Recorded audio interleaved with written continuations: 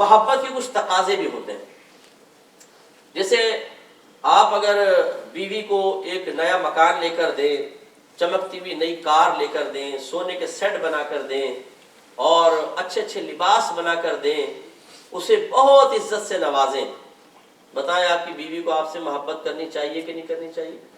بولیے کیوں؟ آپ نے اتنے احسانات کیے نا اس کے اوپر. اب اگر آپ یہ تھوڑا سا بھی محسوس کریں کہ میری بیوی کی محبت میں اصلی پن نہیں ہے، حقیقت نہیں ہے، رسمی طور پہ، وہ کیسے کہ آپ کے سامنے ہوتی ہے، کہتی ہے سرتاج آپ کتنے اچھے ہیں، آپ نے مجھے اتنی چیزیں دی ہیں، آپ خوش ہو گئے، چوڑے ہوئے. پھر آپ سنیں وہ فون پہ کسی کو کہہ رہی ہے کہ بس ایسے ہی ہے، میری تو زندگی خراب ہو رہی ہے ان کے ساتھ رہتے ہوئے، اللہ تعالیٰ اس کو اٹھا لے تو میں کچھ اور دیکھوں. اور اب وہ آپ غور سے سنیں کس سے بات کس سے کر رہی، پتہ چلے وہ آپ کے ایک رشتہ دار ہے جو آپ کا پکا دشمن ہے، اس سے ہی بات کر رہی ہے.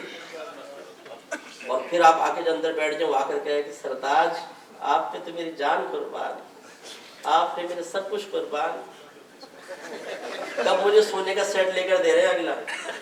تو آپ اس محبت سے خوش ہوں گے؟ بتائیے، بولیے کیوں؟ یہ رسمی محبت ہے، اس میں حقیقت نہیں ہے، اس میں خلوص نہیں ہے، آپ کو کبھی بھی مزہ نہیں آئے گا. اگر یہی عمل آپ کی اولاد کی طرف سے ہو تو کبھی بھی لطف نہیں آئے گا. ایسے اگر آپ کا دوست کچھ ایسا کرے تو کبھی بھی آپ کو اس کی محبت کے اظہار میں لطف نہیں آئے گا، صحیح مزہ نہیں آئے گا. آپ کہیں گے میں نے سنا ہوا تو میرے پیچھے پیٹھ پیچھے کیا کیا کرتا. تو اب ذرا تھوڑا سا غور کریں، ہم بھی تو اپنے نبی سے محبت کا دعویٰ کرتے ہیں نا، پیار کا دعویٰ کرتے ہیں، اور کرنا بھی چاہیے، کیونکہ اتنے جو عظیم نعمتوں کا وسیلہ بن رہا اس نبی سے کیوں نہ محبت کریں، کیوں نہ پیار کریں. لیکن ہمارا جو اظہار محبت ہے، ہم جو آپ سے محبت کے لیے طریقے اختیار کرتے ہیں، ان کے بارے میں غور کرنا ہے کہ ان میں حقیقت اور خلوص ہے یا صرف رسم ہے. یہ بہت ضروری ہے، کیونکہ جیسے آپ کسی کی رسمی محبت سے مطمئن نہیں ہوتے جب تک خلوص نہ ہو. جیسے کوئی ایک بہن ہو، اگر وہ دیکھے کہ اس کا شوہر رات کے 2:30 بجے فیس بک پر کسی سے چیٹ کر رہا ہے، اور جیسے وہ قریب آتی ہے وہ چیٹ بند کر دیتا ہے وہ فوراً. اچھا وہ یہ بھی دیکھتی ہے کہ یہ مطلب غیر عورتوں سے جب شادی بیاہ میں جاتی ہے تو بڑے ہنس کے بات کرتا ہے اپنے کزنز وغیرہ سے، بیوی سے اتنا صحیح طرح گفتگو نہیں کرتا. کبھی کبھی کوئی محبت کے اظہار کرتا ہے تو وہ اس کو کبھی بھی مزہ نہیں آئے کہ نہیں، یہ محبت میں خالص نہیں، خلوص نہیں ہے اس کے اندر، اس کی محبت مشترک ہے، بٹی ہوئی ہے.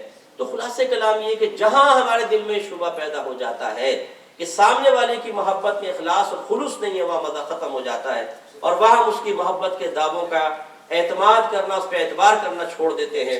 تو اب کیا خیال ہے اس نبی کے بارے میں کہ ہم تو سامنے والے کے ظاہر کو دیکھتے ہیں، دل کو نہیں، لیکن وہ نبی جب نگاہ فرماتا ہے ہمارے ظاہر کو نہیں، ہمارے دل میں دیکھ لیتا ہے. اب ہماری صورتحال یہ ہے کہ ہم نے اپنے نبی سے محبت، نبی سے تعلق، نبی سے نسبت کو رسمی بنا لیا. کوئی تو گلے پھاڑ پھاڑ کے نعرے لگاتا ہے تو ہم کہتے ہیں کہ بھئی ماشاءاللہ ان سے ملے، یہ بہت بڑے عاشق رسول ہے. بھئی کیا علامت ہے؟ نعرے اتنے لگاتے ہیں گلے پھاڑ کے کھلا بیٹھ جاتا ہے کہ ماشاءاللہ بہت بڑے عاشق رسول. اچھا جی ان سے ملے، یہ کیا کر رہے ہیں؟ کہتے جی مفتی صاحب یہ ماشاءاللہ نعت کی خدمت کر رہے ہیں، پوری زندگی نعت میں گزار. حالانکہ مطلوب شرع نعت کی خدمت کوئی شریعت کی طرف سے تو مطلوب نہیں ہے. مطلوب تو فرض علم سیکھنا ہے، مطلوب تو تقوی اختیار کرنا ہے. اگر کوئی حسان بن ثابت رضی اللہ تعالیٰ عنہ کی مثال دے تو حسان بن ثابت نے کبھی بھی نعت خوانی کو اپنا بزنس تو نہیں بنایا تھا. انہوں نے تو نبی کریم پر جب اٹیک کیا گیا شیروں کی شکل میں تو نبی کریم نے فرمایا حسان ان کفار کو جواب دو اشعار کی شکل میں، میرے ہجوم کا جواب دو. پھر منبر لگایا گیا، پھر حسان بن ثابت بیٹھے اور انہوں نے اشعار وضع کر کے کفار کو شیروں کی شکل میں جواب دیا. اس پہ سرکار خوش ہوئے ہیں اور سرکار نے اللہ کی بارگاہ میں عرض کیا اللہ تعالیٰ جبریل امین کے ذریعے ان کی مدد فرما، حسان بن ثابت کی مدد فرما. تو وہ تو ایک مخصوص چند واقعات ہیں زندگی کے، زیادہ نہیں. اب ہم یہ سمجھتے ہیں کہ ہم جی ادھر جا رہے ہیں ادھر جا رہے ہیں اور نعت کی خدمت کر رہے ہیں. اچھا کاروبار کیا ہے؟ کچھ بھی نہیں. اچھا نوکری کو کرتے ہیں؟ کچھ بھی نہیں. تو پھر آپ کو گزارا کیسے ہوتا ہے؟ نعت پڑھتے ہیں ماشاءاللہ سے گزارا ہو جاتا ہے. اس طرح بزنس بنانے کو تو شریعت بالکل مطلوب نہیں سمجھتی، نہ محبوب سمجھتی ہے. اب ہم سمجھتے ہیں یہ محبت کی علامت ہے. اسی طریقے سے محفل میں آ کر بیٹھ جانا، جلوس نکالنا، نعت خوانی کی محفل اٹینڈ کرنا، یہ سب مستحبات میں، اس کو منع نہیں کر رہا ہوں، یہ اچھی چیزیں ہیں، اس کا انکار نہیں ہے. لیکن کیا صرف یہ محبت کی علامت ہے اور کیا یہ مطلوب شرع ہے؟ اور کیا اتنی اگر ہم علامات اختیار کر لیں تو گویا کہ ہم نے محبت رسول میں اخلاص حاصل کر لیا ہے اور ہم اس کو حقیقت تک پہنچا سکے؟ نہیں، اللہ نے قرآن میں واضح فرمایا قُلْ إِن كُنتُمْ تُحِبُّونَ اللَّهَ فَاتَّبِعُونِي، اے حبیب ان لوگوں سے فرمائیے کہ اگر تم اللہ سے محبت کا دعویٰ کرتے ہو تو پھر میرے حبیب کا کہنا مانو۔ اے رسول آپ کی اتباع کریں، آپ کی اطاعت کریں تو یحببکم اللہ، اللہ تبارک و تعالیٰ ان کو اپنا محبوب بنا لے گا، ویغفر لکم ذنوبکم، اور ان کے تمام گناہوں کی بخشش فرما دے گا۔ تو ایک عاشق رسول کے لیے بڑا امتحان ہے اطاعت رسول، اپنے نبی کا حکم ماننا۔ دیکھیں آپ اپنی بیوی کے ساتھ احسان کریں بہت زیادہ، جیسے میں نے گنوایا، پھر کہیں ایک کپ چائے تو پلاؤ، اور کہیں اٹھو خود جاؤ میری بھی بنا کے لاؤ، میرے کپڑے تو دھو دیں، ارے چلو خود اپنے کپڑے دھو۔ آپ کہیں کہ ذرا کھانا بنا دیں، بھوک لگ رہی ہے، ہوٹل سے لے آؤ، پیزا آرڈر کرو، میرا بھی منگانا، تو آپ خوش ہوں گے اس سے؟ یقینی سی بات ہے نہیں، آپ کہیں گے یہ کیا؟ ہاں اگر آپ کی بیوی آپ احسان کریں اور کہے کہ آپ پانی پینے لگے، سردار ٹھہر جائیے، آپ نے اتنے مجھ پہ احسان کی، میں آپ کو پانی پلاتی ہوں، وہ چائے لا کر دی، وہ کھانا لا کر دی، آپ کہیں گے یار میری بیوی بہت اچھی ہے، اگر میں نے اس کے ساتھ اچھا سلوک کیا تو اس نے جواب پہ اچھا سلوک کیا ہے۔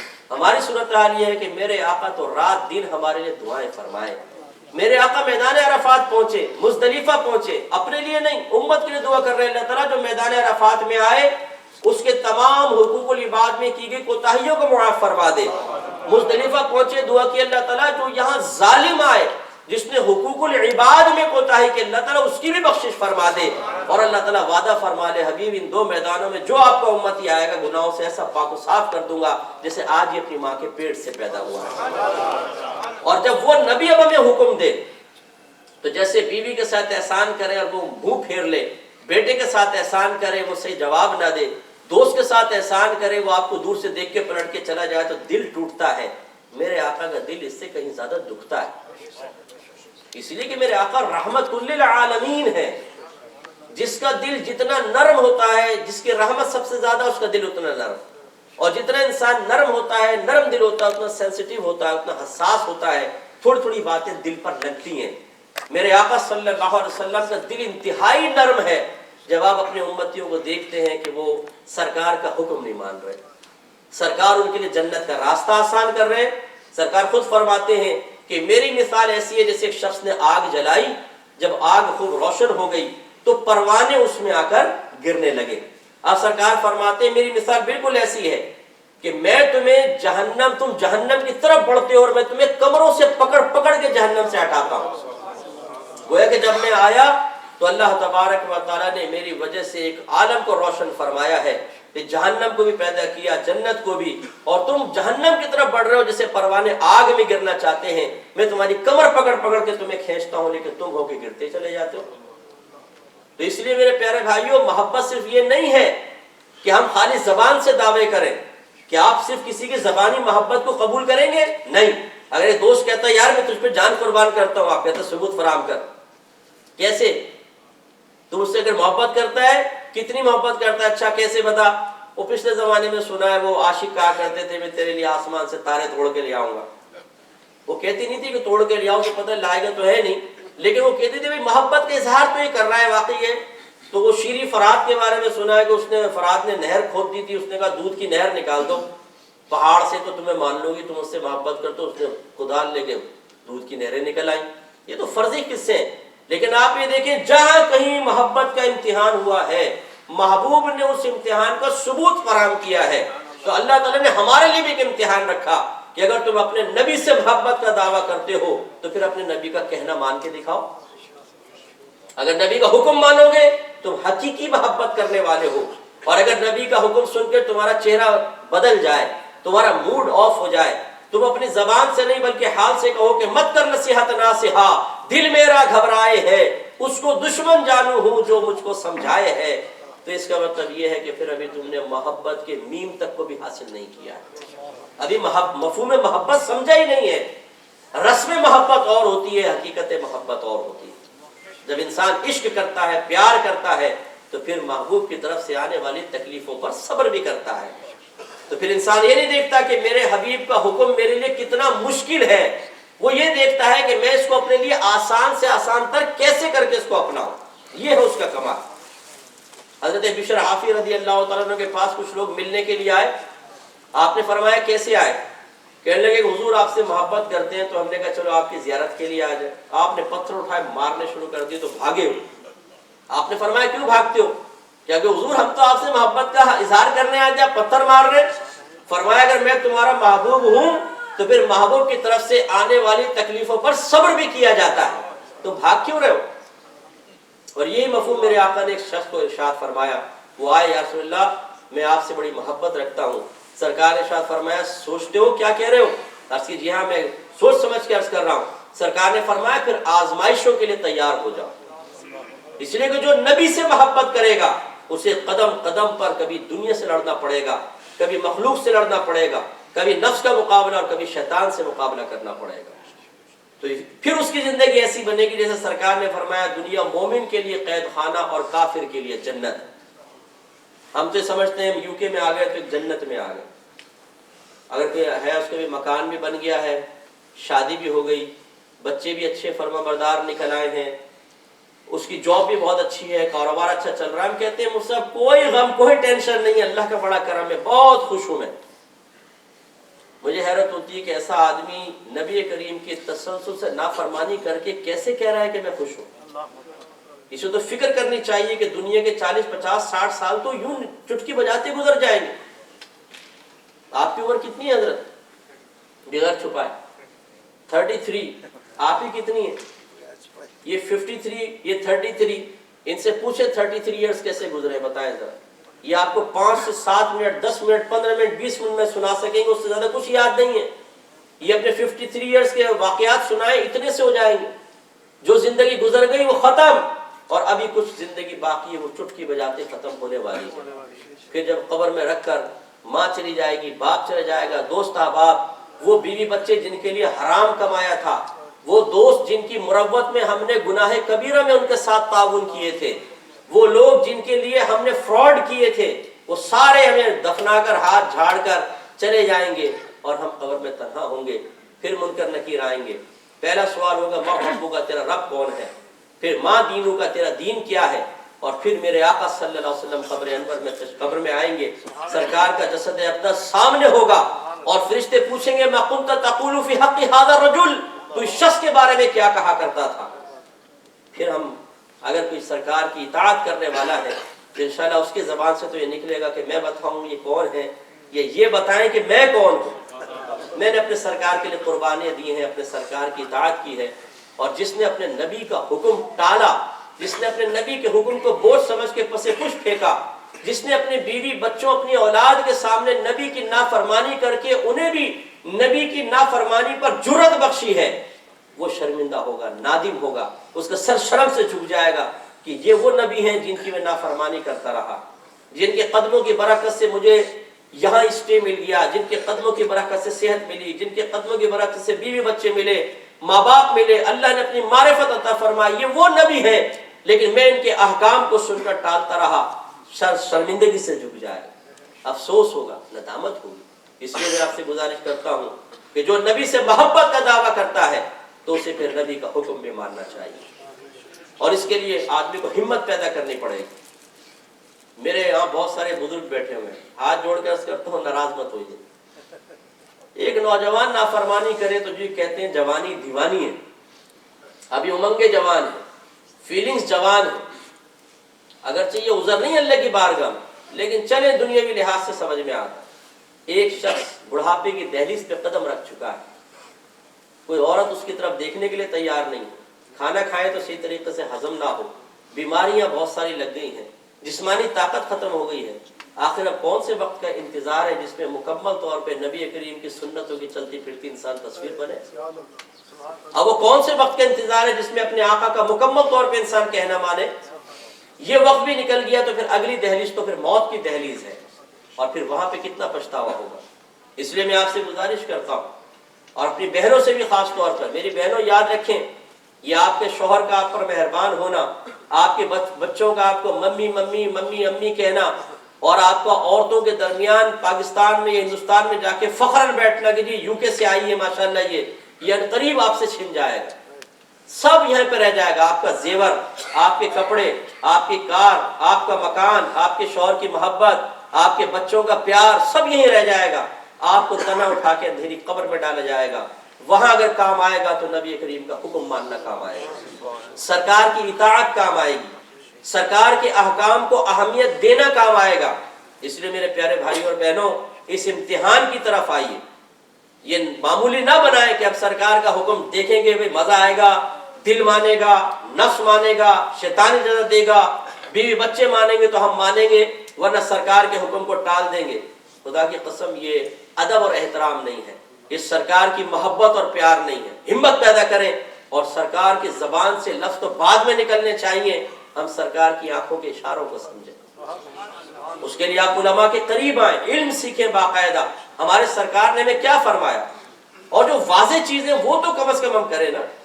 اب یہ نعرہ لگاتے ہیں یہ غلامی رسول میں کیا قبول ہے؟ آپ کو تو قبول نہیں ہے، ایک آدمی بولا ان کو قبول ہے، باقی سب کو تو وہ بھی قبول نہیں۔ بھئی غلامی رسول میں زور سے بولیے، غلامی رسول میں۔ اب موت جان سب سے پیاری ہوتی ہے، آپ نے کہا جی جان بھی سرکار کے راہ میں دے دیں گے، یہ محبت کا اظہار ہے، جان بھی دے دیں گے، تو جان اپنے پاس رکھیں، سرکار کے جو واضح فرمان ہیں ان کو مان لیں۔ سرکار نے فرمایا داڑیاں بڑھاؤ، مجھ سے چھوٹی کرو، اور یہودیوں کی صورت مت بنو، واضح حکم ہے سرکار۔ سرکار نے شاید فرمایا تم سے سب سے پہلے میدان معاشر میں تمہاری نمازوں کے بارے میں پوچھا جائے گا، اگر یہ کمپلیٹ ہوئی تو آگے آسانی ہے، اگر اس میں کمی ہوئی تو آگے خسارہ ہے۔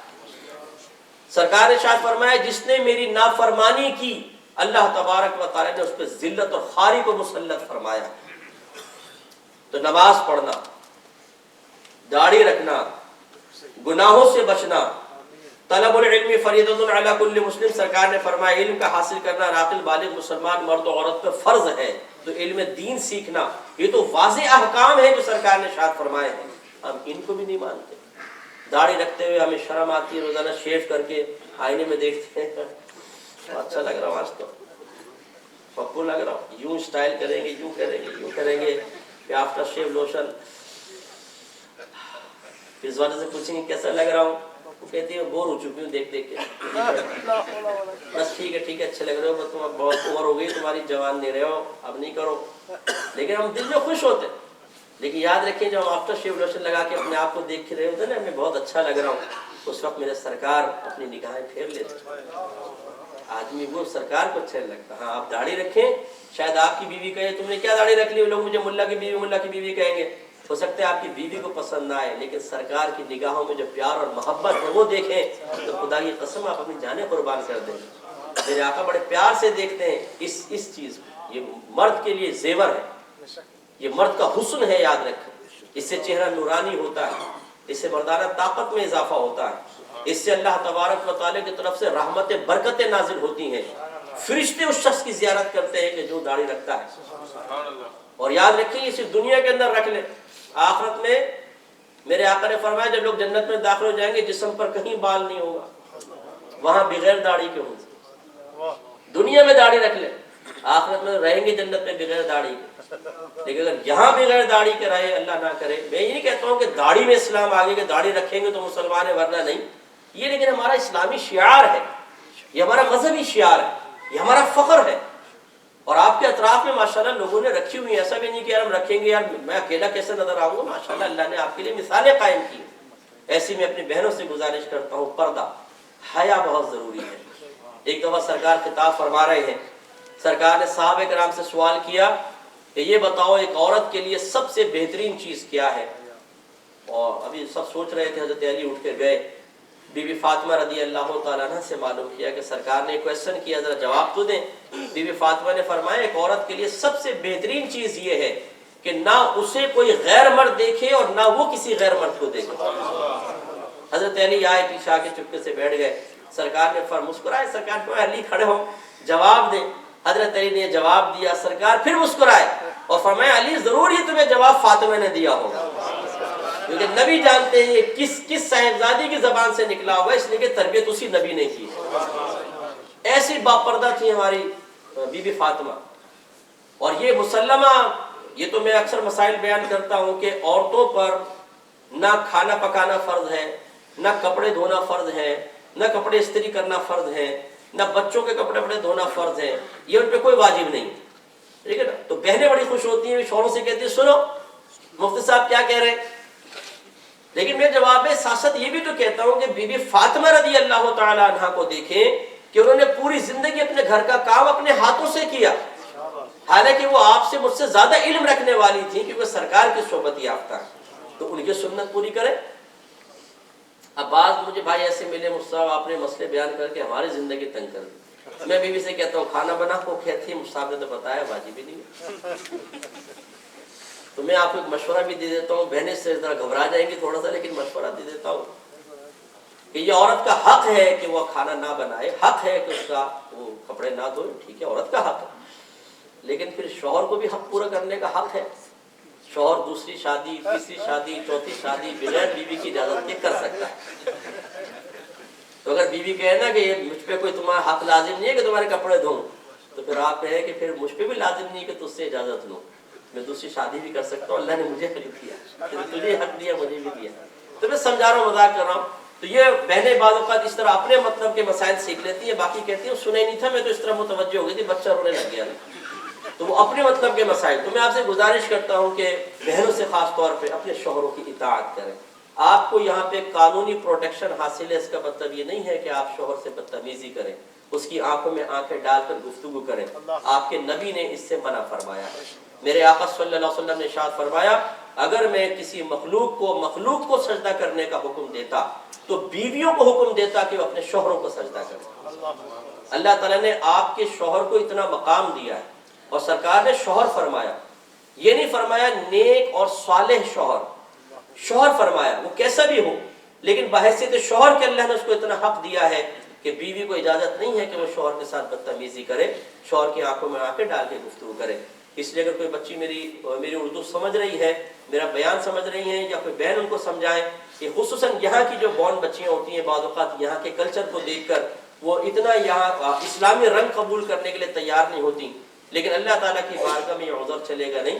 اللہ تعالیٰ نے شوہر کو عزت اور احترام دیا ہے تو ان کو عزت و احترام کرنا چاہیے۔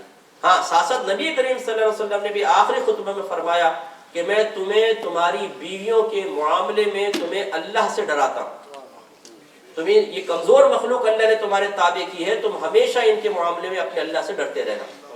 تو یہ بھی نہیں ہے کہ آپ شوہر ہونے کی حیثیت سے بیویوں پہ ظلم کریں، اعتدال چاہیے۔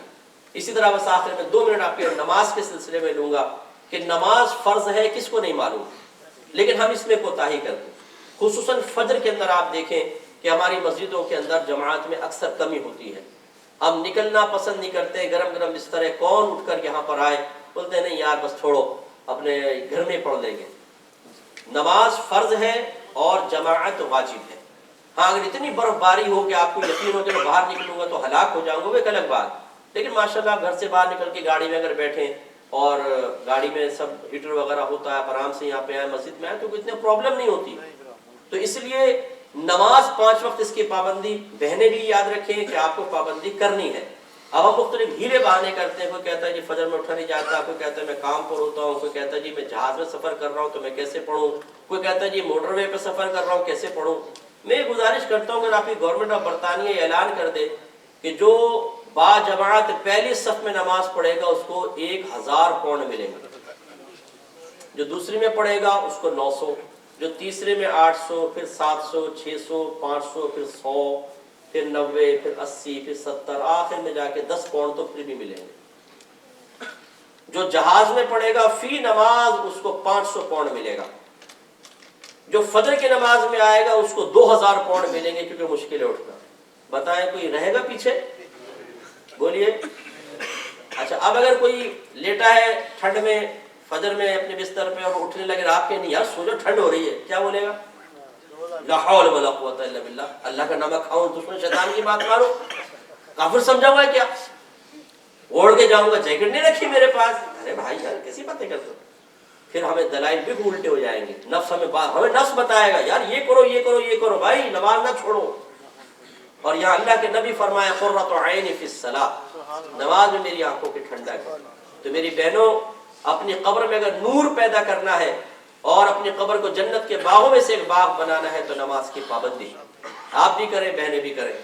تو یہ نعرے ضرور لگائیں کہ غلامی رسول میں لیکن نعرہ بھی لگے کہ غلامی رسول میں داڑھی بھی قبول ہے، غلامی رسول میں 5 وقت نماز با جماعت پڑھنا بھی قبول ہے، غلامی رسول میں علم دین کا سیکھنا بھی قبول ہے، غلامی رسول میں اپنے فیس بک کے اکاؤنٹ سے تمام لڑکیوں کے اکاؤنٹ سے یا ان کے نمبر ڈیلیٹ کر دینا بھی قبول ہے، غلامی رسول میں لڑکے کا لڑکیوں سے اور لڑکیوں کا لڑکوں سے دوستی چھوڑ دینا بھی قبول ہے، غلامی رسول میں بیوی کا حق پورا کرنا بھی قبول ہے، غلامی رسول میں بیویاں نعرہ لگائیں، بہنیں نعرہ لگائیں کہ شوہر سے بدتمیزی کو چھوڑ دینا بھی قبول ہے۔ پھر کمال ہوگا، اور پھر جب ہم اس طرح کی زندگی گزاریں گے تو سرکار پیار اور بھری نگاہوں سے ہمیں دیکھیں گے۔ اور کوئی بعید نہیں کہ اپنے صحابہ سے فرمائے کہ دیکھو اللہ نے اس کو آخری قرب قیامت کے وقت پیدا کیا، لیکن یہ میرا کیسا امتی ہے، میرے حکم پر اور میری سنتوں پر کتنی بہادری کے ساتھ عمل کر رہا ہے۔ اے صحابہ گواہ ہو جاؤ، جب یہ میدان معاشر میں آئے گا تو اپنے سینے سے لگا کر جنت پہ لے کر جاؤ گے۔ سرکار بڑی شفقت فرمائے گی، تو ہمت کریں۔ اللہ تعالیٰ سے دعا ہے کہ رب کریم ہم سب کو سرکار کی محبت کا صحیح عملی ثبوت دینے کی توفیق عطا فرمائے۔ وآخر دعوانا الحمدللہ رب العالمین۔ کیونکہ اب ٹائم بہت زیادہ ہو گیا ہے تو کویسچن آنسر سیشن کریں گے تو یہ اور 1-1.5 گھنٹہ نکل جائے گا، تو اس لیے بہتر یہ ہے کہ آپ احکام شریعت پروگرام دیکھیں، آپ کے انشاءاللہ اکثر سوالات کے جوابات اس میں آپ کو ملیں گے۔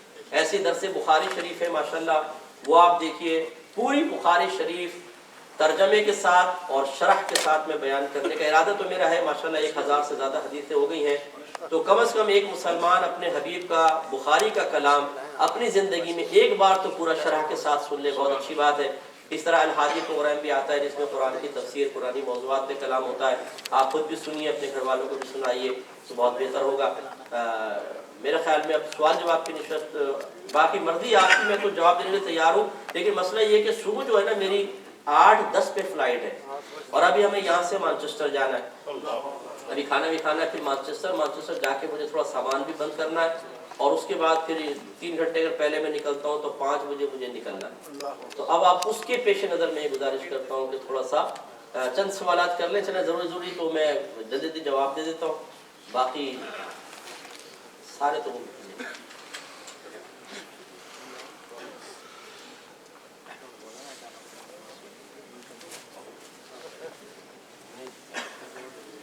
یہ کہہ رہے ہیں کہ آخر کیا وجہ ہے کہ اب آپ کی گفتگو میں وہ پہلی والی بات نظر نہیں آتی؟ کچھ عرصے پہلے آپ کی ہر گفتگو محبت رسول سے بھرپور ہوتی تھی مگر اب وہ بات نظر نہیں آتی۔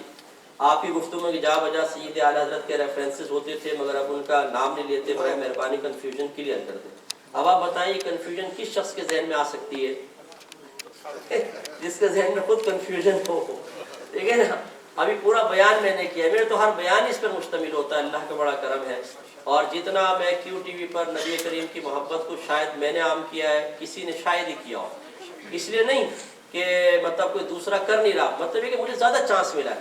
14 سال سے تو احکام شریعت پروگرام کر رہا ہوں، 14 سال سے، اور 3 سال میں نے لگاتار تدبر قرآن، اور وہ آپ سنیں ذرا تدبر قرآن، جہاں کہیں سرکار کی کے عقیدے سے متعلق، سرکار کی محبت سے متعلق آیات ہے وہ، لیکن بس ذہنوں کا کیا کر سکتے۔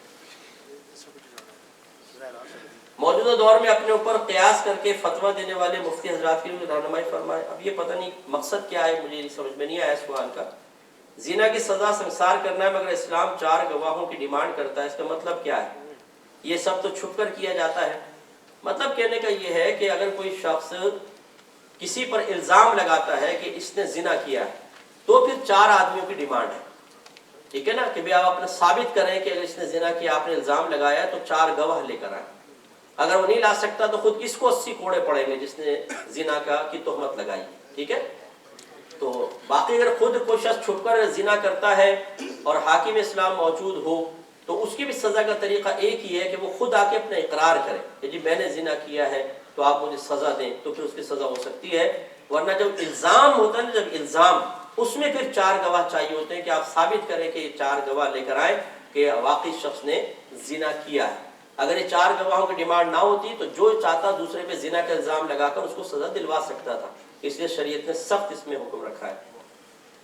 اگر شوہر زنا کرے یا کوئی اور حرام کام کیا ہو تو کیا تجدید نکاح کرنا ہوگا اور اس کا کیا طریقہ ہوگا؟ دیکھیں زنا سے کوئی نکاح ٹوٹتا نہیں ہے، لیکن اگر شوہر یہ کہے کہ میں نے حلال سمجھ کر زنا کیا ہے تو قرآن پاک کے حرام قطعی کو حلال سمجھنا ضرور کفر ہے. لیکن اگر وہ کہتا ہے کہ میں اس کو حرام ہی سمجھتا تھا لیکن نفس و شیطان کے بہکائے میں آ کے میں نے زنا کر لیا ہے، تو یہ کفر نہیں ہے، کیونکہ فقہ حنفی کی روشنی میں کتنا ہی بڑا گناہ کبیرہ کیوں نہ ہو، سوائے کفر و شرک کے. کفر و شرک کو ہٹا دیں، باقی کتنا ہی بڑا گناہ کبیرہ کیوں نہ ہو، انسان اس سے کافر نہیں ہوتا. ٹھیک ہے نا، گناہ کبیرہ ضرور ہے، کافر نہیں. تو اس تجدید نکاح کی حاجت نہیں. ہاں احتیاطاً کر لیں کہ بھئی تم نے زنا کیا، ہو سکتا ہے تم نے حلال سمجھ لیا ہو.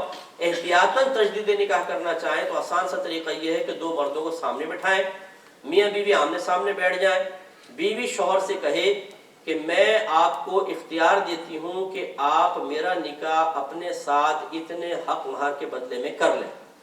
کوئی بھی مہر مقرر کر لیں، 1000 2000 3000 جتنا. اور شوہر جواب میں کہے میں نے قبول کیا یا میں نے تیرا نکاح اپنے ساتھ کیا. بس ایک دفعہ کہنا کافی ہے، 2 گواہوں کے سامنے نکاح ہو جائے گا. چوری کا سامان لینا کیسا ہے؟ کیونکہ لوگ کہتے ہیں کہ ہم نے تو خریدا ہے اگرچہ وہ چوری کا مال ہے. دیکھیں اگر کنفرم پتا ہے کہ چوری کا مال ہے یا سامنے والا کہہ کر بیچ رہا ہے کہ چوری کا مال ہے تو اس کو بیچنا بھی حرام اور اس کو خریدنا بھی حرام ہے.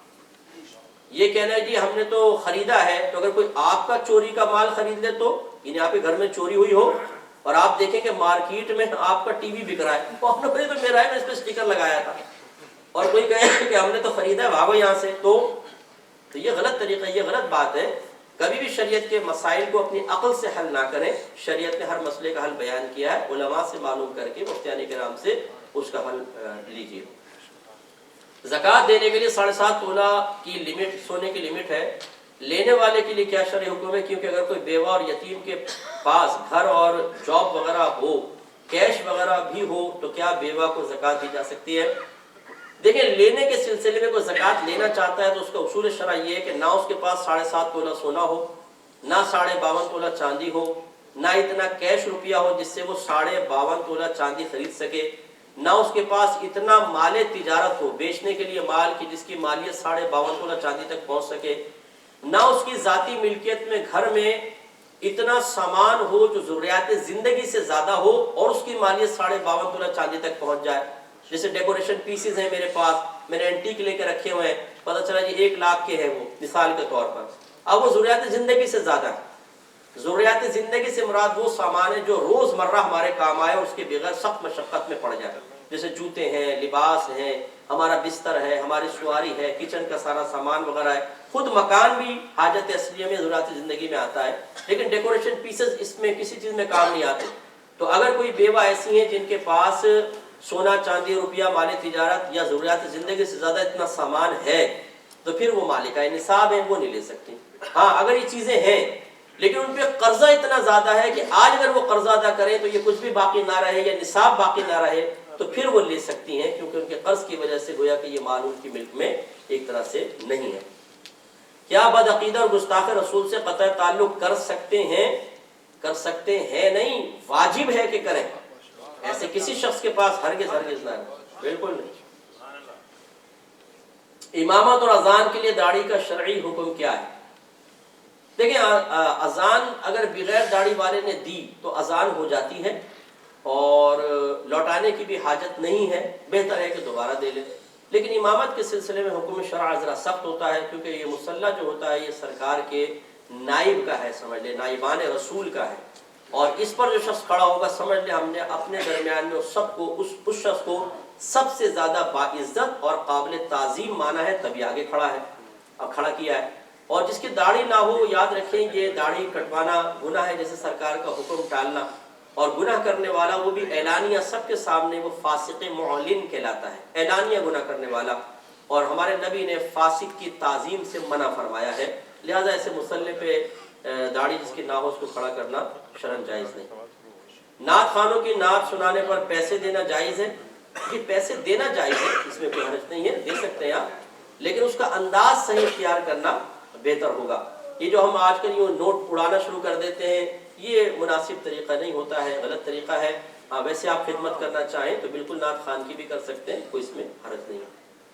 کیا بندے کے لیے فرض علوم کا جاننا ضروری ہے؟ دیکھیں آپ نے فرض علوم لکھا ہے، اسی سے ظاہر ہوتا ہے کہ بھائی فرض علوم یعنی اس کا سیکھنا فرض ہے، اور اس کا سیکھنا فرض ہوتا ہے وہ تو ضروری ہی ہوتا ہے۔ تو اس لیے جس طریقے سے نماز فرض ہے، اگر آپ اس کے اندر ادائیگی میں تاخیر کریں، دیر کریں تو کیا ہوگا؟ گناہگار ہوں گے۔ حج فرض ہو گیا، تاخیر میں دیر کی، گناہگار ہوں گے۔ زکوٰۃ فرض ہو گئی، ادائیگی میں دیر کریں گے، گناہگار ہوں گے۔ ایسے جب ہم بالغ ہو جاتے ہیں تو فرض علوم سیکھنے میں دیر کرنا بھی گناہ ہے، اس لیے فوراً سے پیشتر سیکھیں۔ عقیدے کا علم، احکام شرعیہ عملیہ اور گناہوں کی معرفت، یہ تین۔ اب ٹائم نہیں ہے ورنہ تفصیل بتاتے تو بارے اس کو سیکھنا انتہائی ضروری۔ جی کیا اور کیا ہے؟ حضرت ایک بڑا امپورٹنٹ سوال ہے ہم لوگوں کے لیے، ہم سب ٹرسٹ جی جی ہوتا یہ جمعے میں حضرت ہم اکثر یہ ہوتا ہے کیونکہ ہم انتظام میں ہوتے ہیں باہر، تو اکثر ہم خطبہ نہیں سن پاتے، اور کبھی کبھی جو ہے پہلی جو رکعت ہوتی ہے اس کی تھوڑی سی جو تلاوت ہے وہ بھی ہم مس کر دیتے ہیں، ہم میں سے 3-4 لوگ، میرے سمیت۔ میں تو آپ کا کیا وہاں پہ ورک کیا ہے، کیا کام ہے؟ ہم پیچھے ہوتے ہیں نا، تو لوگوں کو ہم لوگ اندر طریقے سے کر رہے تھے کہ لائن میں رہیں آپ، اور جو آ رہے ہیں ان کو اوپر بھیجنا یا نیچے بھیجنا، یہاں فل ہو گیا ہے اس طرح سے، اس کی وجہ سے جو ہے ہم لوگ باہر ہوتے ہیں 2 یا 3 لوگ۔ جی تشریف رکھیں، بات کرتا ہوں۔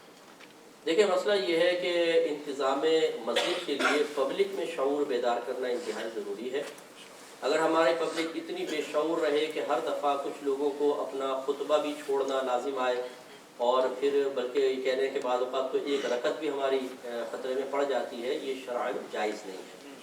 تو آپ مطلب ایک تو یہ ہے کہ جمعے کی صحیح ادائیگی کے لیے، جمعے کی صحیح ادائیگی کے لیے خطبہ دینا شرط ہوتا ہے، لیکن جب ہم کہتے ہیں نا خطبہ سننا واجب ہے، اس کا مطلب یہ ہوتا ہے کہ جب خطبہ دیا جائے تو خاموشی سے سننا واجب ہے، لیکن یہ نہیں کہ اگر آپ خطبہ نہیں سن سکے تو آپ کا جمعہ نہیں ہوگا، کیونکہ جیسے کوئی شخص دیر سے آیا، جماعت کھڑی ہے، وہ شامل ہو گیا، خطبہ تو نہیں سنا، جماعت اس کی ہو جائے گی۔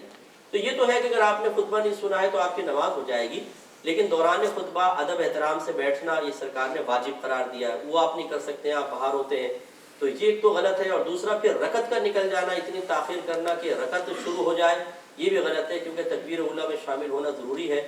اور اللہ تعالیٰ نے حکم بھی فرمایا، یہ جو ہے اذا نودی للصلاۃ من یوم الجمعۃ فاسعوا الی ذکر اللہ، اللہ تعالیٰ نے بیان فرمایا کہ جب، اور وذروا البیع آگے فرمایا کہ جب اذان دے دی جائے تو پھر خرید و فروخت کو چھوڑ دو اور جمعے کے لیے فوراً کوشش کرو، سعی شروع کر دو۔ تو یہ فرض ہے کہ یہ صرف تجارت کے بارے میں نہیں، علماء فرماتے ہیں اس کا مطلب ہے ہر وہ چیز جو جماعت کی راہ میں رکاوٹ بنے، جمعے میں حاضری کے راہ میں رکاوٹ بنے، وہ ناجائز اور غلط ہوگی۔ اس لیے میری گزارش یہ ہے کہ آپ جتنی تیزی سے ہو سکے لوگوں میں شعور بیدار کریں اور یہ کریں، یا پھر کوئی نابالغ بچوں کا تقرر یہاں پہ کریں، جو ہو سمجھدار لیکن نابالغ ہو، وہ مطلب کریں، لوگ ان کی بات مان کے، اوپر ہی تو بھیجنا ہے، اس میں اور کیا مسئلہ ہے۔ تو یہ لیکن آپ چونکہ بالغان ہیں تو بہرحال یہ ایسا کوئی اتنا امپورٹنٹ کام نہیں ہے کہ جس کے لیے سری ایک حدیث کی نافرمانی آپ کریں، اس میں تھوڑا سا توجہ فرمائیے۔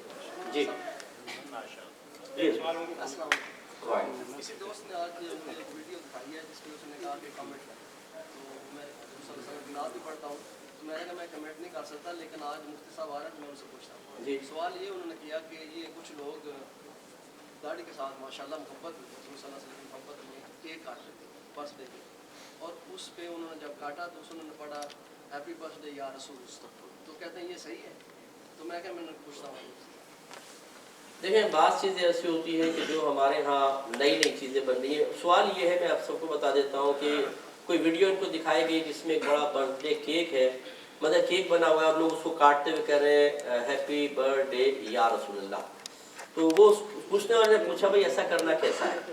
مسئلہ یہ ہے کہ کچھ چیزیں نئی نئی ہمارے مطلب شامل ہو جاتی ہیں، اور اصل مسئلہ یہ ہوتا ہے کہ جب جاہلوں کے ہاتھ میں کوئی چیز چلی جاتی ہے تو پھر وہ نئی نئی پھل جڑیاں اس میں لگاتے ہیں، اور علماء اتنے کم ہیں، قحط و رجال اتنا زیادہ ہے، کیونکہ ہم میں سے ہر شخص علماء عالم بننے کو یا اپنے بچوں کو عالم بنانے کو تو بالکل بیکار ہی سمجھتا ہے۔ ہمارا بچہ انجینئر بننا چاہیے، ڈاکٹر بننا چاہیے، پروفیسر بننا چاہیے، اور ہم کیا کریں گے جی ہم علماء پہ صرف تنقید کریں گے کہ آپ یہ نہیں کرتے، وہ یہ نہیں کرتا، وہ یہ نہیں کرتا، لیکن خود قربانی دینے کے لیے کوئی تیار نہیں، نہ اپنی اولاد کو دین کے لیے وقف کرنے کے لیے تیار ہے۔ نتیجہ نکلتا ہے کہ ایک ایک بڑے بڑے علاقے کے لیے ایک ایک عالم ہے، وہ کہاں کہاں تک عوام تک پہنچے گا، جب اس کی ہدایات عوام تک نہیں پہنچتی ہیں تو پھر عوام از خود چیزیں پیدا کرتی ہے. لیکن مسئلہ یہ ہے کہ ہر چیز کو ہمارے لیے حکم یہ ہے کہ قرآن و حدیث پر پیش کریں. اگر قرآن و حدیث کے خلاف ہے تو اس کو منع کیا جائے گا, یا قرآن و حدیث کے خلاف نہیں لیکن ہمیں خوف یہ ہو کہ اجازت دے دیں گے تو آگے چل کر خلاف باتیں شروع ہو جائیں گی, تب بھی اس سے روکنا چاہیے. اور اگر ایسا نہیں ہے تو پھر روکنے کی کوئی حاجت نہیں ہے کہ جب اللہ تعالیٰ رسول منع نہ کریں تو پھر کیسے اس سے روکا جا سکتا ہے یا کیسے اس کو غلط قرار دیا جا سکتا ہے. اب کیک بنانا اگر یہ منع ہے تو کہیں قرآن و حدیث سے دکھائے. اگر قرآن و حدیث میں ممانعت نہیں ہے تو جائز, اور جائز کو ناجائز کہنا گناہ ہے, جیسے ناجائز کو جائز کہنا گناہ ہے. دوسرا ہیپی برتھ ڈے یا رسول اللہ کہنا یہ ناجائز ہے. کیسے ناجائز ہے؟ چلو قرآن و حدیث سے ثابت کرے کوئی, یہ بھی نہیں ہے. تو یہ فی نفسی دونوں عمل ناجائز نہیں ہے, ٹھیک ہے نا. جیسے ہم happy birthday to you کہتے ہیں, ایسی سرکار کے لیے ہیپی برتھ ڈے یا رسول اللہ کہا تو نہ ہیپی برتھ ڈے کوئی بری چیز ہے, کوئی لفظ ہے برا, نہ یا رسول اللہ کہنے میں کوئی شرعی طور پہ قباحت ہے, تو اس میں شرعاً تو کوئی گرفت نہیں ہے. لیکن بات وہ یہ گا, وہ جو میں نے دوسری بات کہی کہ اگر لوگوں کو اس طرح کی اجازت دے دیں تو آج وہ یہ کر رہے ہیں, کل کو وہ ٹھمکے بھی لگائیں گے, پرسوں کو کوئی ڈھولک دھماکے بھی کریں گے, اور پھر گنے بھی چلائیں گے. تو اس لیے ایسی چیزوں کو ہم خود یہ کہتے ہیں کہ پیار محبت سے لوگوں کو ایک لمٹ تک رکھیں, ان کو مطلقاً اجازت نہ دی جائے.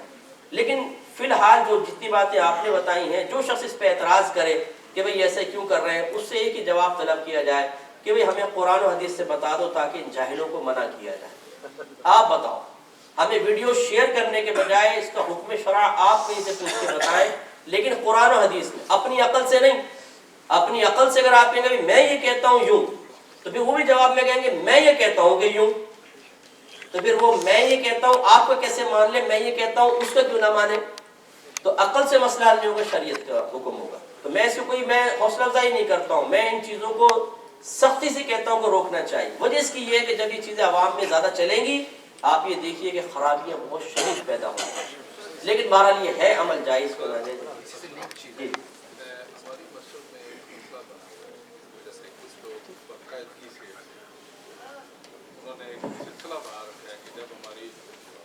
کھڑی ہوتی ہے, حالانکہ ہم لوگوں نے جگہ جگہ لکھ کے لگایا ہوا ہے کہ بھائی آپ اگر ہماری جماعت ہو رہی ہے تو وہ اس کا کیا کرتے ہیں, جب منع کرنے کے باوجود بھی جب ہم لوگوں نے منع کیا ہے تو وہ لوگ کیا کرتے ہیں کہ تاخیر پیدا کرتے ہیں جان بوجھ کے کہ ہم لوگ اس جماعت میں نہ داخل ہوں اور ہم اپنی جماعت لا نہ سکیں. کیا یہ ان کے لیے جائز؟ اور دوسرا ایک لوگوں کا سوال تھا ہم لوگوں نے میرے اوپر سوال کیا ہے کہ کیا آپ صلی اللہ علیہ وسلم کے زمانے میں بھی یہ میلاد منایا گیا, کیا صحابہ نے منایا ہے, کیا کسی بھی دور میں یہ ہوا ہے؟ یہ تو ابھی آپ لوگوں نے اس چیز کو بنانا شروع کیا, پہلے بھی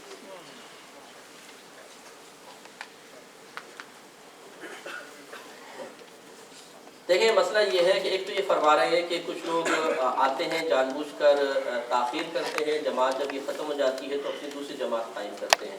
میری گزارش ہے کہ اس طرح کوئی بھی طرز عمل اختیار کرنا چونکہ آپس میں نفرت, انتشار اور افتراق کو پیدا کرتا ہے, پھر ایک بڑی جماعت کی مخالفت کرنا بھی بار بار ثابت ہوتا ہے, اور اس چیز کو میرے آقا صلی اللہ علیہ وسلم نے پسند نہیں فرمایا.